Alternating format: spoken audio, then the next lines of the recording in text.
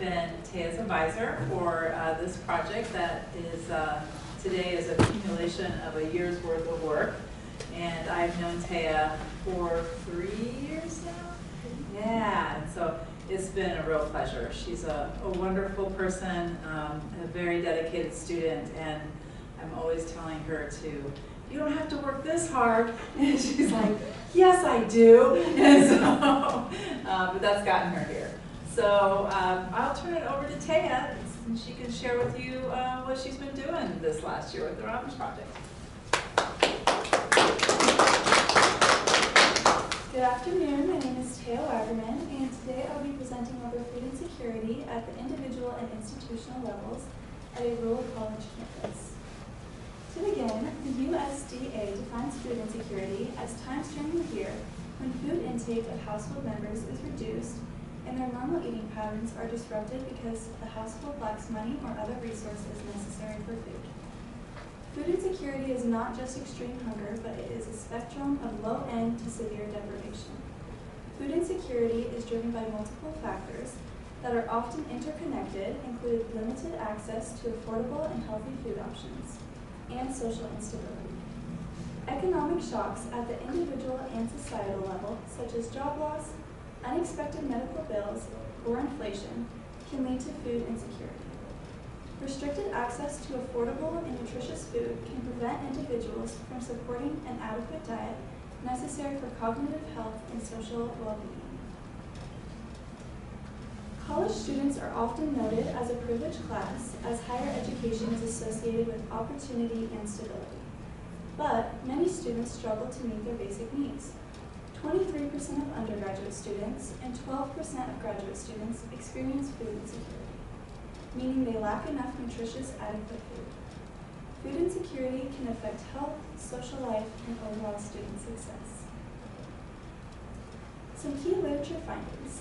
Unlike students who are continuing generation students, first-generation students are likely to face added barriers in navigating financial aid systems and support systems such as food pantries.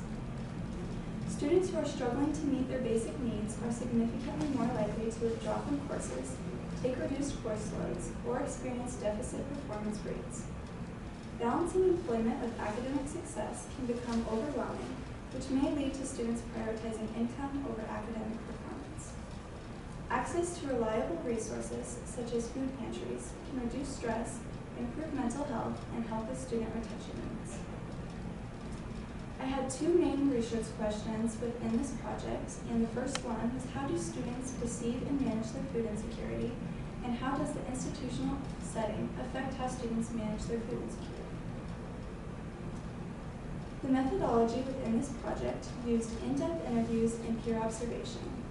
This study aims to provide an understanding of how students' food insecurity can affect students academically, socially, mentally, and physically. This study will also contribute to our understanding of how stigma can affect the resources students use within a college setting.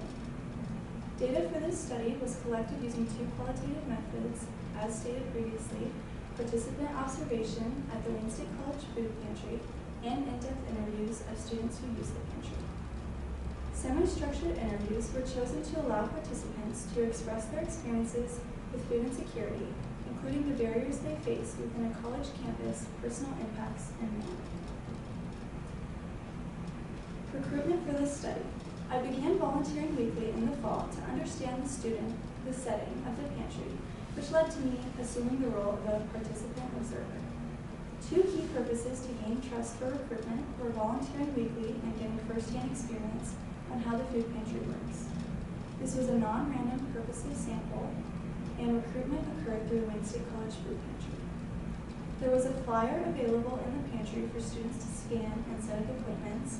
Students had to be 19 years of age or older.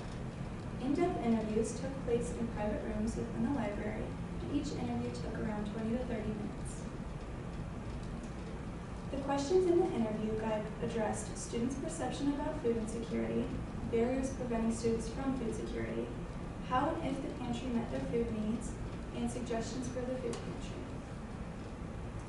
Participant observation setting. While Wayne State College is a rural community with around 5,000 residents, It does have 2 grocery stores that offer affordable, fresh food options. There is also a Dollar General with inexpensive food items.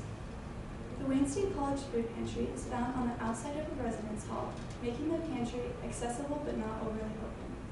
The awning and signage above the door make it appear welcoming, and the subtle and welcoming placement of the pantry may help reduce stigma associated with accessing food aid. The pantry consists of a small room holding 5 shelving units, which are stocked with non-perishable food items, hygiene products, and clothing items, with a fridge for refrigerated items. There is a desk where the director sits and accounts for what is being taken and what needs to be restocked. The pantry is mostly funded through donations, however, there is an amount given through the school. Wayne State College student demographics. There are a total of 4,623 students enrolled. 84% of those students are undergraduate and 16% of those students are graduate. 24% of the student population are international and/or students of color. The institution combines this data. And 60% of the students are female, while 40% of the population are male. 45% of the students are first generation. Nationwide, approximately 38% of undergraduate students are first generation. As we know, the percentage for Wayne State College students are higher, therefore, there is an increased amount of potential financial strain. My sample population, I had a total of 6 individuals, 4 of whom were women, 2 men, 4 international students, and 2 domestic students. There were 5 themes that appeared from the interviews. First, there was a theme that food insecurity is a spectrum, nutritious options are too expensive, stigma, transportation, and the food pantry being a good start. Looking at these quotes, these are the quotes that led with food insecurity as a spectrum.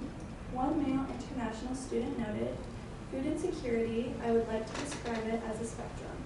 You know, most people, whenever they talk about it, they always want to think of the worst matter at hand, like eating scraps, but it can affect everyone, no matter how you stand economically or financially speaking." Another female international student noted that food insecurity is not having enough food and not being able to afford any. And then a female domestic student noted that food insecurity is not being able to afford good food. Cost was another barrier that I noted within these interviews. Cost was a major barrier for both international and domestic students. One male international student noted that the required things are too expensive right now. Another noted that the only reason they work on campus is to get the free food through the upstairs cafeteria. One female international student noted that they don't remember the last time they ate a fresh fruit or vegetable. And then another female international student noted that they choose the on-sale food.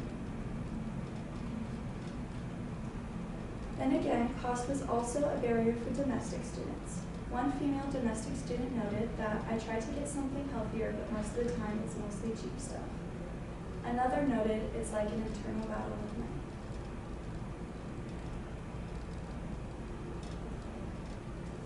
Stigma for international students. One male international student noted that it's really a thing that's a spectrum that you can accept for yourself and get help. Another noted that I would say it's probably not feeling like you fit in anymore, and it feels weird to say I'm struggling, so sometimes I am just not in the frame anymore.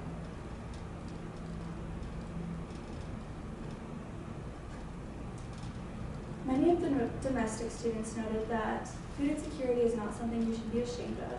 For example, one female domestic student noted, "It's not a stigma that people need to be ashamed of," and another noted that it should be normalized. Transportation. Transportation was a great barrier for international students. One male international student noted, "It's even harder for me to go to the market because I don't own a car."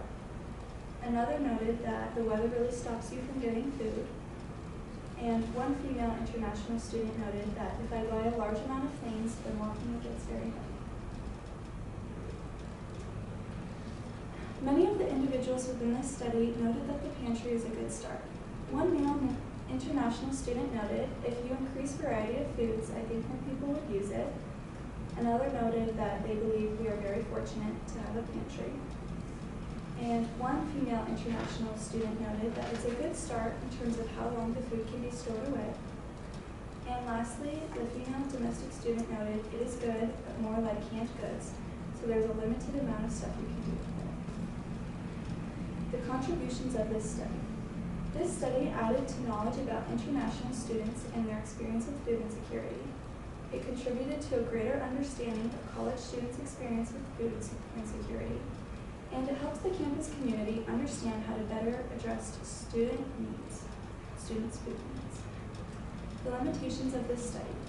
While being a first-generation student did come up in some interviews, it was not an asked question. There was limited time to get a larger sample, and a deeper analysis of similarities and differences between international and domestic students would have been good, in addition to exploring the role of gender identity and how it may be a barrier in how students perceive, experience, and respond to food insecurity. Those are my sources.